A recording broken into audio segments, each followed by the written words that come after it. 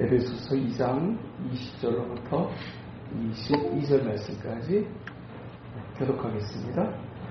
너희는 사도들과 선지자들의 터 위에 세우심을 입은 자라. 그리스도 예수께서 친히 모퉁이 돌이 되으셨느니라. 이 안에서 건물마다 서로 연결하여 주 안에서 성전이 되어가고 너희도 성령 안에서 하나님이 거하실 소소가 되기 위하여 그리스도 예수 안에서 함께 지어져 가느니라. 아멘. 에베소서 2장 전체를 통해서 우리가 예수 그리스도를 통한 구원의 은혜를 힘입었고, 그 구원의 이 은혜를 힘입은 하나님의 사람들은 공동체 안에서 한 형제와 한 형제로 만나서 하나님의 기뻐하시는 뜻을 이루게 된다라는 사실을 2장 전체를 통해서 다루고 있습니다. 곧 오직 은혜로 말미암아 구원을 얻은 우리가 구원을 받은 것으로 끝나지 않고 하나의 공동체를 이루게 하셨다라고 하는 사실입니다. 그런데 하나의 공동체가 이루게 되었다라고 하는 사실보다 더 중요하게 강조하는 내용이 있다면 그것은 우리가 그리스도를 통해서 구원을 받았고 그리스도를 통해서 공동체를 이루게 되었다라고 하는 것을 강조하는 것이 2장 전체의 강조점입니다. 공동체를 이룬다라고 하는 것, 그리고 하나가 된다라고 하는 것, 그것은 이 땅에서도 역시 신앙 밖에서도 역시 공동체를 이루는 여느 집단이 얼마든지 많이 있고, 또 그렇게 공동체가 이루어질 때마다 강조되어지는 것은 그것은 하나됨입니다. 우리가 하나 됩시다. 하나가 되어야 합니다. 그래야 힘을 발휘할 수 있습니다. 세상에서도 그렇게 하나됨을 강조하는데 그 하나됨이 항상 하나님을 기쁘시게 하는 하나됨이 되지 못하는 경우들이 대부분입니다. 하나되는 그 힘을 가지고 자기들의 뜻을 이루고 자기들의 계획을 이루고, 그것이 심지어는 법을 무시하고 또 국민 전체를 찬탈하는 것이라고 할지라도 우리가 하나만 될 수가 있다면 우리는 얼마든지 우리의 뜻을 이룰 수 있다라고 하는 악한 모습을 향해서도 하나됨을 강조하고, 그 하나되는 것을 통해서 얼마든지 정부도 바꿔내고 또 더 큰 어떤 이제 악한 일들을 도모할 수 있다는 사실을 우리는 정치 세력을 통해서 우리는 그것을 충분히 확인할 수 있습니다. 중요한 것은 공동체를 이뤘다고 하는 것, 그리고 하나가 된다고 하는 것, 그보다도 더 중요하게 우리가 알아야 될 중요한 전제 하나, 그것은 우리의 공동체가 그리스도를 통하여 공동체가 된 것이라는 사실을 잊지 말아야 한다. 그리스도를 통해서 우리가 공동체를 이루었다고 하는 것은 무엇일까요? 그것은 우리 공동체가 연약한 공동체라고 하는 것을 의미합니다.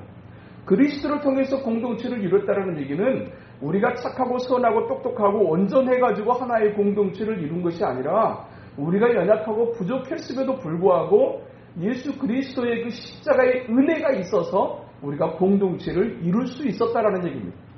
그러니까 오직 하나님의 은혜로 구원도 받고 하나님의 은혜로 공동체를 이루었지만 사실은 여전히 연약한 공동체고 여전히 부족함이 있는 공동체라는 얘기입니다. 연약하다라는 얘기, 부족하다라는 얘기는 무슨 얘기입니까? 늘 약점을 드러낼 수밖에 없고 부족함을 드러낼 수밖에 없는 그런 공동체적 특성, 그것이 교회라는 얘기입니다. 그래서 사실은 교회가 이제 이렇게 오랜 시간을 버텨낼 수 있다라고 하는 것은 그 안에 있는 사람들이 대단해서라기보다는 그 교회를 붙잡고 계시는 하나님의 은혜가 사실은 컸기 때문에 가능한 일일 것입니다. 아무리 오랫동안 버틸 수 있었다고 할지라도 우리가 살면서 늘 고백할 수밖에 없는 것 한 가지, 하나님의 은혜를 거두신다면, 하나님께서 우리에게 은혜를 내려주지 아니하신다면 우리가 얼마나 속수무책인 인생이고 또 우리의 결속력이라고 하는 것이 얼마나 순식간에 또한 이제 와해되어져 버릴 수 있는가 하는 것을 우리는 삶을 통해서 이제 공동체의 모습을 통해서 충분히 확인하게 될 정도로 우리가 가지는 이 공동체는 절대로 완성된 공동체가 아니라 연약한 공동체. 그러니까 끊임없이 주님의 은혜가 필요하고 우리가 정말로 이 하나됨을 위해서 힘써 애를 쓰고 수고하지 않으면 이 공동체는 절대로 하나님을 기쁘시게 하는 온전한 공동체가 될 수 없는 그 연약한 공동체의 특성을 가지고 있다라고 하는 것을 의미하는 것입니다. 그 연약함에도 불구하고 그리스도를 통해서 공동체를 이뤘다라고 하는 것은 그 연약하고 부족함이 있음에도 불구하고 이 공동체를 통해서 하나님께서 하시고자 하는 일들이 있기 때문에 하나님께서 그리스도를 통해서 우리에게 공동체를 허락하셨다라는 사실입니다. 그냥 우연히, 사실 우리가 이 예수 그리스도라고 하는 이 이름이 아니고 이 은혜가 아니고서 사실은 우리가 만날 수 있는 가능성이 왜 있습니까?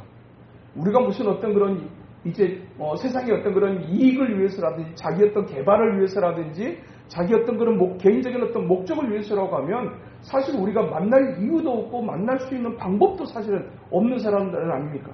환경도 달랐습니다. 사는 것도 다릅니다.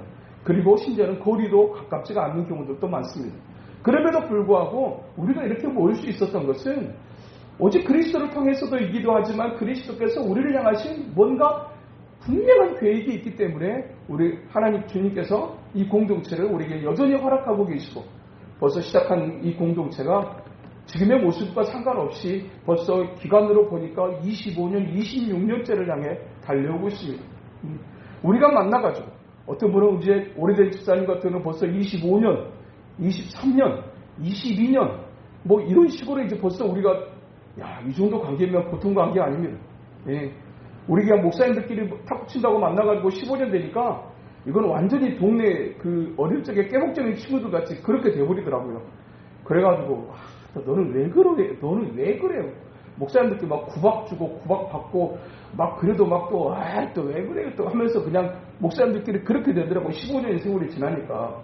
근데 우리가 만난 게 벌써 10년이 넘고 15년이 넘고 20년이 넘어가는 이런 정도의 상태인데 사실은 우리가 성격이 맞습니까? 우리가 무슨 어떤 그런 기질적인 측면에서 비슷하기도 합니까? 무슨 이 삶의 배경이 똑같습니까? 그렇지는 않습니다. 그럼에도 불구하고 여기까지 우리가 끈끈하게 올 수 있었던 이유는 이 공동체를 통해서 아직도 주님께서 하실 일이 계셔서 동의하십니까? 네.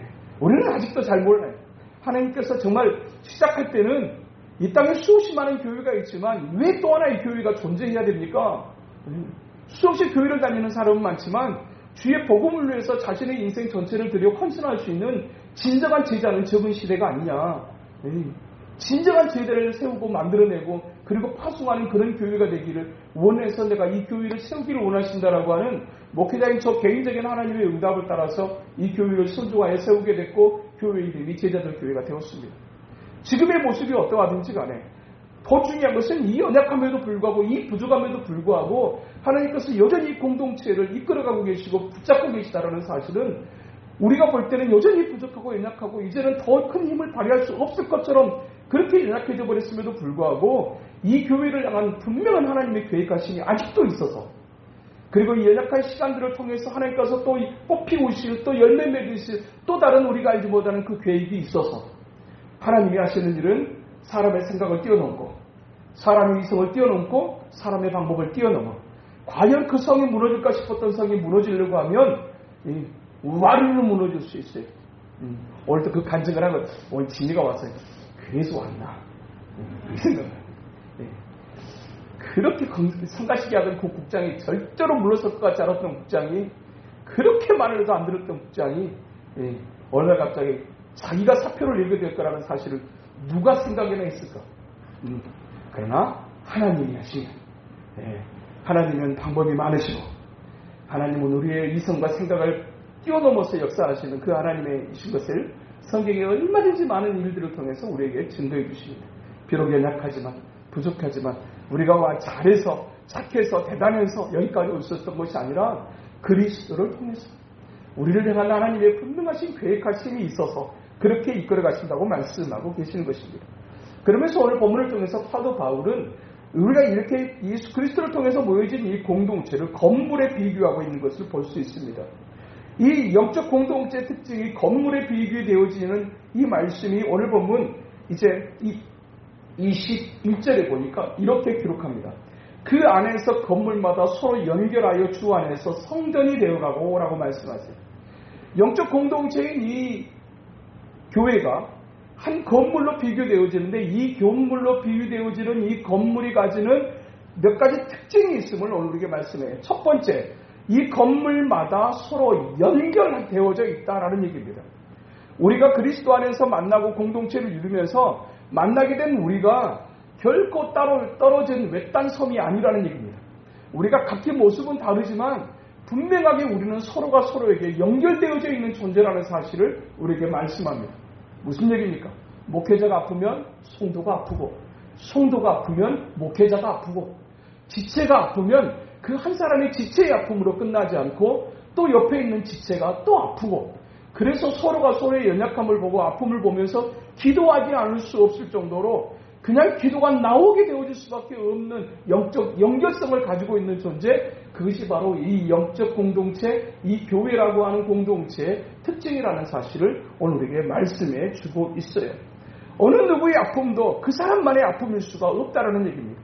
진정으로 건강한 공동체는 서로 연결되어져 있고, 연결되어 있는 공동체는 누군가의 아픔이 나의 아픔이 되고 누군가의 기도 제목이 나의 기도 제목이 되어지고, 그래서 어떤 하나의 아픔이 해결되어지게 될 때, 어떤 하나의 기도 제목이 해결되어지게 될 때 우리는 함께 기뻐할 수 있고, 누군가가 또 예상치 못한 어떤 일을 겪게 될 때 함께 아파하는 공동체, 이것이 진정으로 건강한 주님께서 만드신 공동체의 영적 특성인 것을 오늘 우리에게 말씀해주고 있습니다. 그러면서 또한 이 성전이, 이 건물이 가지는 또 하나의 특징을 오늘 본문 21절에서는 주 안에서 성전이 되어간다라고 그렇게 말씀하세요. 이 영적 공동체의 가장 거룩한 본질적 경향이 어떤 것이냐? 그것은 거룩이라는 겁니다. 세상에서도 얼마든지 공동체를 만들어줄 수 있고 얼마든지 하나를 얘기하고 추구할 수 있어요. 그러나 이 영적 공동체가 가지는 가장 중요한 본질적 경향은 무엇인가? 그것은 거룩이라고 하는 것에 기초 위에 이 공동체가 세워져 있다고 하는 사실입니다. 그렇기 때문에 우리가 어떤 일을 하든지 어떤 계획을 갖든지 우리가 반드시 체크하게 되는 체크 지점 하나가 있다면, 내가 생각하는 이 생각이, 내가 계획하는 이 계획이 과연 거룩한가? 라고 하는 질문에 늘 이제 서게 되는 것, 그것이 건강한 공동체의 가장 중요한 특징이라는 사실을 오늘 우리에게 말씀해주고 있습니다. 교회든지 개인이든지 하나님 앞에서 복음으로 구원받은 하나님의 사람들의 삶의 가장 중요한 질문, 체크점 하나가 있다면 이것이 거룩한가? 라고 하는 거죠. 교회가 공동체적으로 어떤 일을 추구할 때도 역시 항상 질문해야 될 것 한 가지, 이것이 거룩한가? 라고 하는 것입니다. 교회는 그렇게 성전이 되어져가는 존재, 거룩함을 향해서 거룩함을 가장 중요한 본질로 삼으면서 이제 나아가는 공동체가 바로 이 주님께서 그리스도를 통해서 만드신 건물로 비유되어지는 이 공동체인 것을 오늘 우리에게 말씀하고 있습니다. 그러면서 또한 이 건물이 가지는 또한 특징, 영적 공동체의 특징을 오늘 보면 22절에서는 너희도 성령 안에서 하나님이 거하시고 초소가 되기 위하여 그리스도 예수 안에서 함께 지어져 간다고 말씀했어요. 그러니까 함께 지어가는 지어져 간데, 여기서 이제 중요한 것은 여전히 진행 중이고, 그리고 진행되어져 가는데 그것이 어떤 하나의 어떤 그런 뚝 떨어진 어떤 한 사람의 개인의 어떤 그런 사유로, 어떤 한 사람의 어떤 그런 모습으로만 이 공동체가 그렇게 진행되어질 수가 없다라는 얘기입니다. 함께 지어지는 존재. 그러니까 누군가의 성장은, 누군가의 아름다운 꽃을 피우고 누군가의 열매는 나의 삶에도 꽃이 필 가능성을 더 심어주게 하고, 누군가의 삶 속에 열매가 맺어지는 것은 나의 삶에도 열매가 맺어질 것이 얼마 남지 않았다라고 하는 소망을 주게 하는, 그래서 이제 함께 이제 균형적인 성장을 이루어가는 존재, 이것이 건강한 공동체의 특징인 것을 오늘 우리에게 말씀해주고 있어요. 이 건강한 공동체의 목표가 무엇인가? 그것을 오늘 본문 22절에서는 하나님이 거하실 초소가 되기 위하여, 하나님이 거하실 초소가 되기 위해, 이 말을 다시 쉬운 표현으로 바꾸면 주님의 기쁨이 되는 교회가 되기 위하여, 하나님께서 왜 우리를 부르셨는가? 그리고 왜 우리를 서로 연결시켜 주었는가? 그것은 그 연결성을 통해서, 그 함께 지어져감을 통해서 주님의 기쁨이 되어지는 교회가 되어져가게 하시기 위해서라고 말씀하세요. 주님의 기쁨이 되어지는 교회, 모든 교회가 주님의 이름으로 세워졌습니다. 모든 교회가 사실은 복음으로 세워졌을 것입니다. 그러나 모든 교회가 진행해져가는 과정 속에서 처음에 본질을 놓치지 않고 끝까지 주님을 기쁘시게 하는 교회는 사실 그렇게 많지 않다는 사실을 우리가 요한계시록의 소아시아 7교회를 살피면서 우리가 살필 수 있었습니다. 그리고 심지어는 소아시아 7교회의 모습을 들여다보면서 칭찬도 있고 책망도 있었던 교회가 7교회 가운데 3교회였고요. 그리고 책망만 있는 교회가 2교회였고요. 그리고 칭찬만 있었던 교회가 2교회였어요. 그런데 칭찬도 있고 책망도 있는 교회가 3교회였는데, 그러나 너무나 마음 아픈 것은 정말로 주님의 이름으로 복음으로 세워졌던 교회였음에도 불구하고 주님께서 이제 선언하시기를 너희가 살았다는 이름은 있으나 사실은 죽었다라고 선언해버린 교회가 사백교회에 있었어요. 교회가 분명하게 분명하게 교회가 세워졌는데 그 교회를 향해서 너희는 죽었어라고 선언해버린 교회가 존재할 수 있다는 사실을 우리가 수아세 7교회의 모습을 통해서 보게 되고요. 정말로 겉으로 보면 아무런 문제가 없어 보일 정도로 굉장히 부유한 어떤 그런 환경과 이제 많은 사람들이 모이고 건물은 굉장히 이제 강력할 정도로 이렇게 휘황찬란하고 화려한 어떤 그런 건물도 가지고 있었던 교회. 그런데 그 교회를 향해서 내가 너희 교회를 보고서 내가 토해버리고 싶다고 말했던 라오디게아 교회가 존재했다라는 얘기예요. 그런데 그 7교회 가운데서 유일하게 칭찬만 받았던 교회, 그 교회가 가지는 특징을 살펴보면 두 교회는 정말 다 작았다라는 겁니다.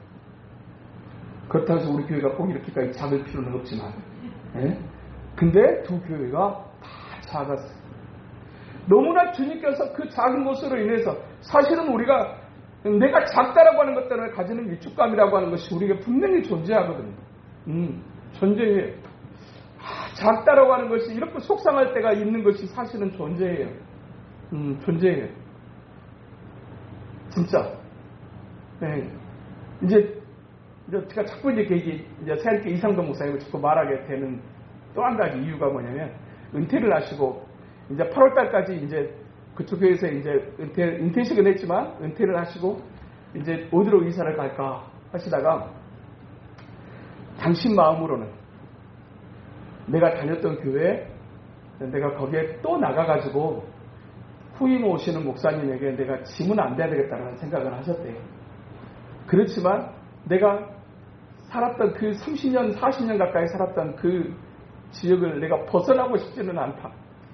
그래서 내가 그 교회는 내가 섬겼던 교회는 안 나가겠지만 그 옆에 있는 조그만 교회는 내가 나가서 섬기고 이제 예배를 드렸으면 쓰겠다는 생각을 했는데 자녀들이 이제 2남 1넷인데 아들 둘에 딸 하나인데 아들 둘이 전부 다 목사고 그리고 딸도 역시 사모님이시고 이상도 목사님의 가족 가계를 살펴보면 이게 뭐 사촌부터 시작해가지고 육촌 조카까지 해가지고 목회자만 80명 그런 집안이세요. 그 이성도 목사님 동생이 동명교회 이성복 목사님이세요. 이게 그냥 아예 그 집안은 그냥 아들이면 전부 목사, 그냥 딸이면 전부 거의 사모, 그리고 제일 좀 거시기 하면 장로, 요 정도. 그냥 거기 그래가지고 목사 수만 세우니까 80명, 장로까지 포함하게 되면 한 120명. 그래가지고 자녀들 결혼식 할 때는 소문을 안 내세요. 그냥 가족끼리만 해도 너무 많아가지고. 그래가지고 이제 이사를 하셨는데 자녀들이 아들 목사님들이 아빠 절대 세안교회 근처로 이사하지 마세요. 후임 목사님 얼마나 부담스러우시겠어요. 그러니까 제발 좀 멀리 가세요. 그래가지고 가까운 데 있었는데 멀리 간 게 각하동으로 가셨대요. 각하동으로 가셨대요. 그래서 각하동으로 그래 교통도 좋고 그냥 그렇게 하겠고 이제는 내가 아침에 일어나면 제일 유일한 한 가지 아침에 목사님들 만나서 운동하고 커피 한잔 마시고 근데 이제 그 일을 끝나고 나면 할 일이 없대요. 그러시면서 교회를 찾으신대요. 근데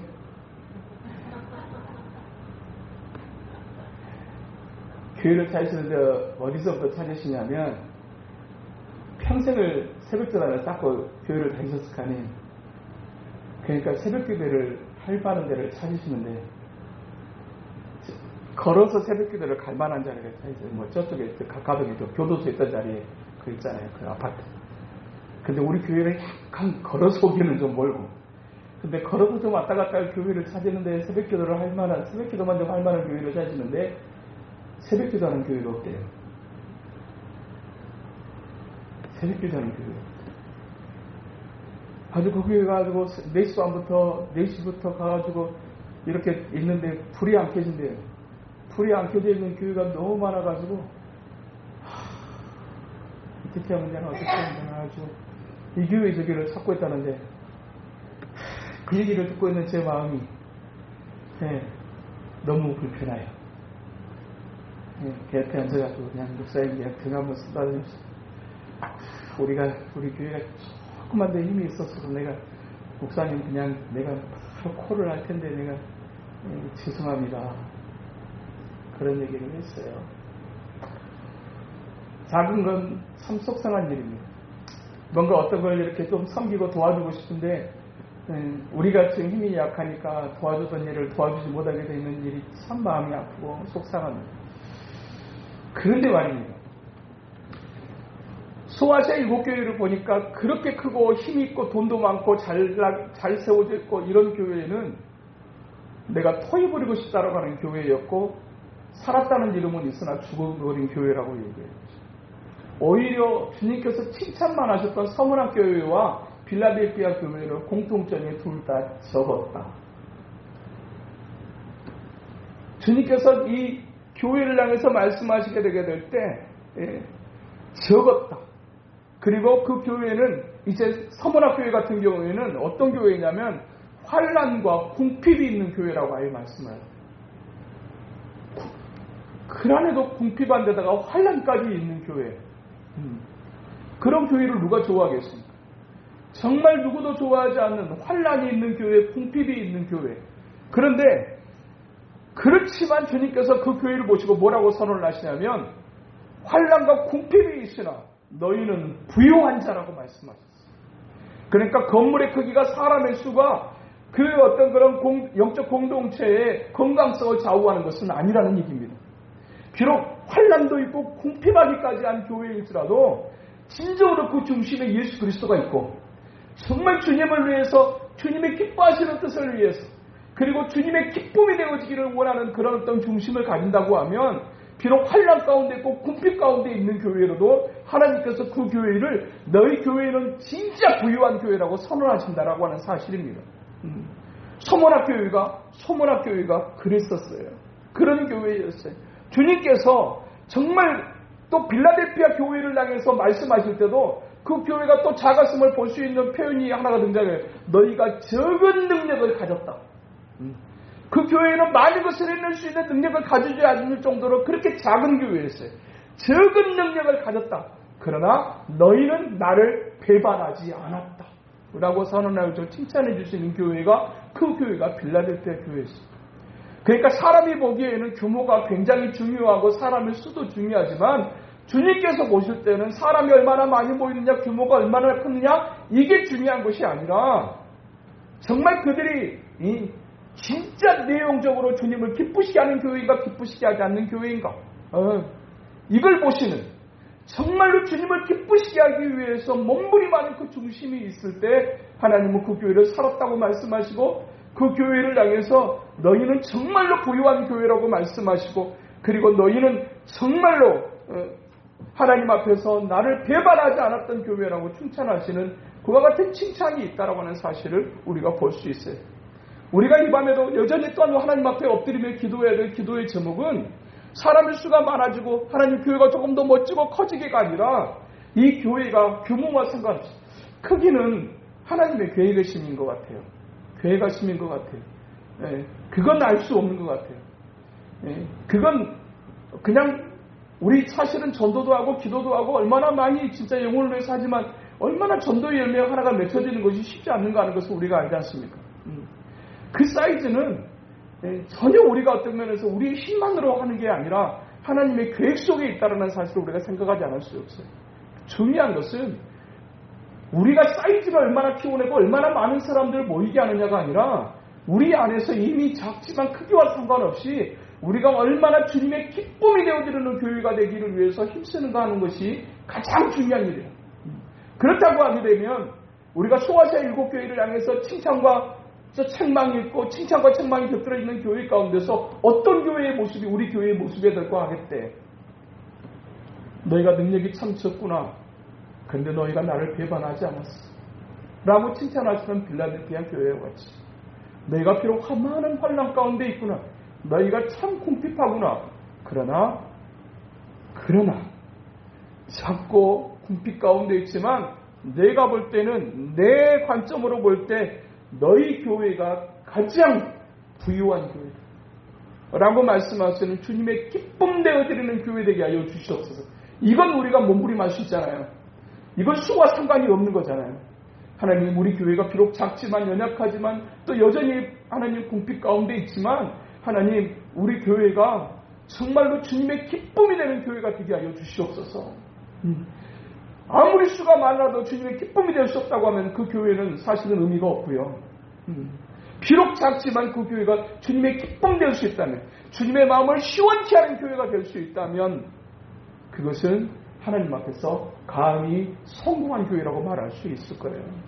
오늘도 우리가 그와 같은 교회에 되게 하여 주시옵소서라고 함께 기도하고, 그리고 그것을 위해서 우리가 어떻게 하면 주님을 기쁨이 되어줄 수 있을까라고 하는 그 부분에 대한 방법적인 측면에서 우리가 세 가지 표현들을 주목할 필요가 있다고 봅니다. 21절과 또한 22절, 이제 이 말씀 속에서 우리가 발견하게 되는 반복적인 표현 하나가 주 안에서라고 하는 표현과 성령 안에서라고 하는 표현과 그리스도 예수 안에서라고 하는 표현이 반복되어 있는 것을 볼 수 있어요.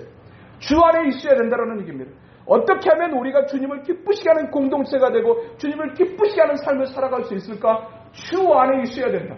어떤 상황과 어떤 환경이 우리에게 이제 정말로 다양하게 우리에게 주어질 수 있지만 어떤 상황에서든지 주님을 붙잡고 어떤 상황에서든지 주님을 놓지 않는 그와 같은 모습일 수 있을 때 우리가 주님을 기쁘시게 하는 삶, 주님을 기쁘시게 하는 공동체가 될 수 있고요.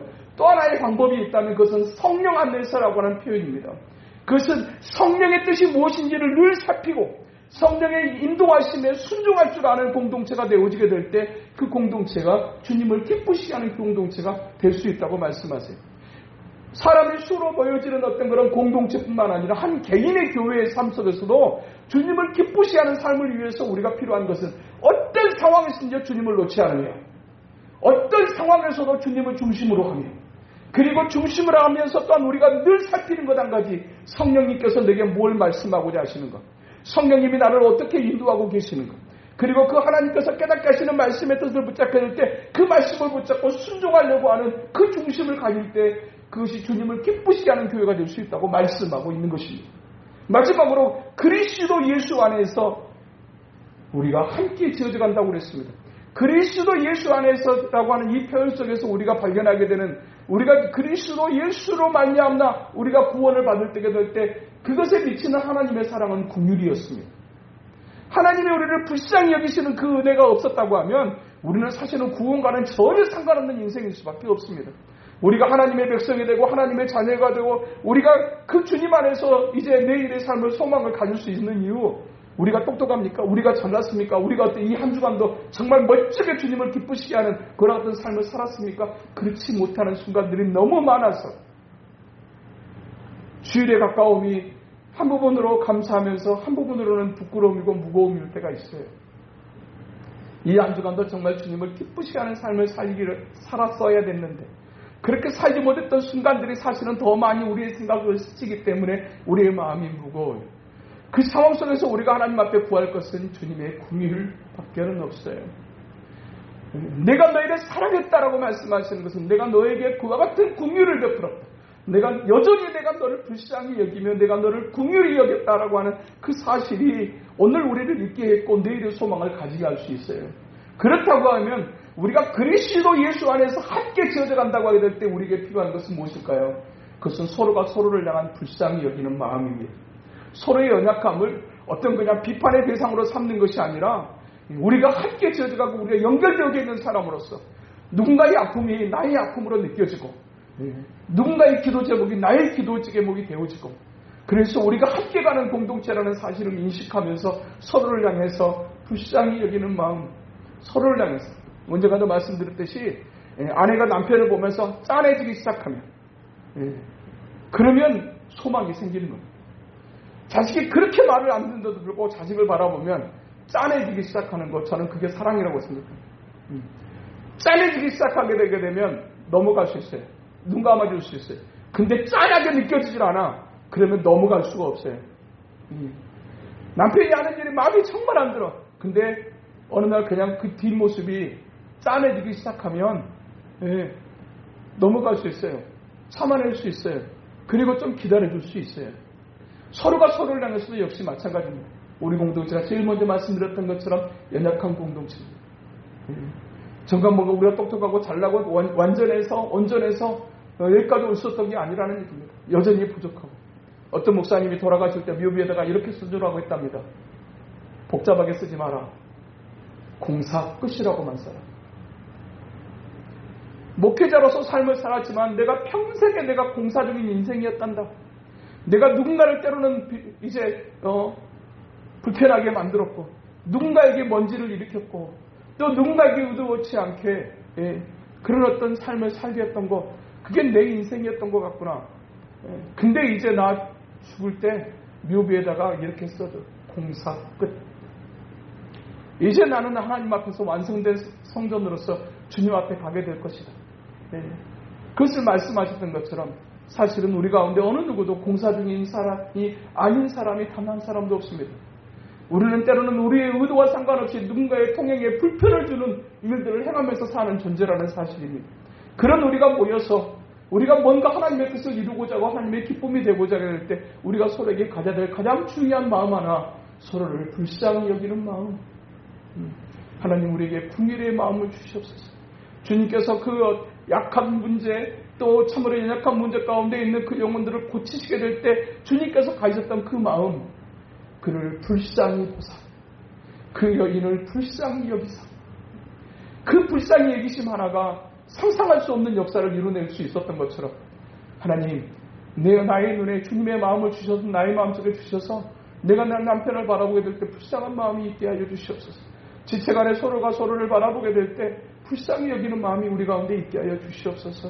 이 하나님 앞에서 이 밤에도 우리가 그렇게 기도하여 주님의 기쁨 되어드리는 교회 되게 하시고 주님의 기쁨이 되는 우리의 삶이 되게 하여 주시옵소서. 함께 마음 모아 기도하며 나아가는 이 밤 우리 모두 될 수 있게 되기를 주님의 이름으로 축복합니다.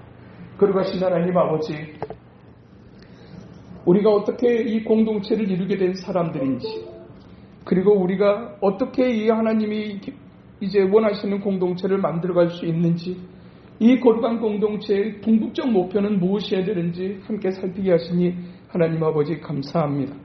오직 은혜로 말미암아 여기까지 올 수 있었고, 은혜로 인하여서 또한 아버지 하나님 앞에서 또 하나님의 거룩한 뜻을 향해서 여전히 소망을 품을 수 있었습니다.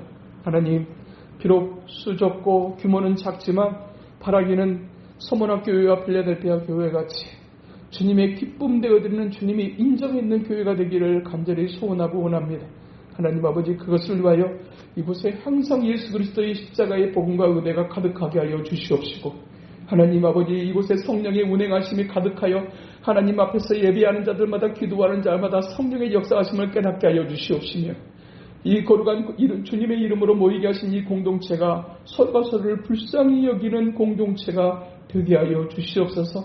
그래서 그의 아픔이 나의 아픔이 되고 그의 기도 제목이 나의 기도 제목이 되어져 함께 아파하고 함께 기도하며, 그리고 그 문제가 해결될 때 함께 기뻐할 줄 아는 거룩한 공동체 될 수 있도록 주여 도와주시옵소서. 이 밤에도 여전히 하나님 앞에 엎드릴 수밖에 없는 연약함 가지고 또 함께 기도하게 될 때, 이 밤에 우리 드려지는 우리의 기도가 마침내 우리의 다음 세대에 또 누군가를 통해서 꽃을 피울 그 아름다운 그날을 소망하며 또 하나님의 기뻐하시는 그 뜻을 향해 나아가는 우리가 될 수만 있도록 인도하여 주시옵소서. 예수님 이름으로 기도하옵나이다. 아멘.